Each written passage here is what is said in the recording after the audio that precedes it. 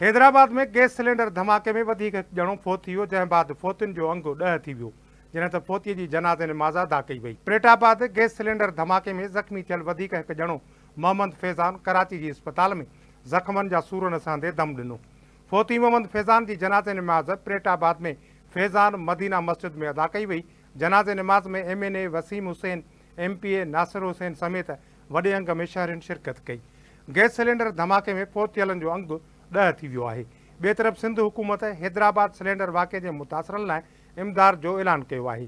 फोतियुनि जे वारसनि खे 10-10 लख रुपया ॾिना वेंदा, जॾहिं त फ़ी ज़ख़्मीअ खे 5 लख रुपया इमदाद ॾिनी वेंदी। आबपाशी वारे वज़ीर जाम ख़ान शोरे वॾे वज़ीर सैयद मुराद अली शाह सां मुलाक़ात कई। मुलाक़ात में सिलेंडर वाक़े जे अफ़सोस जो इज़हार कयो वियो ऐं फोतियुनि लाइ दुआ कई वई। जाम ख़ान शोरे चयो त वॾे वज़ीर वाक़े ते कावड़ जो इज़हार कयो आहे।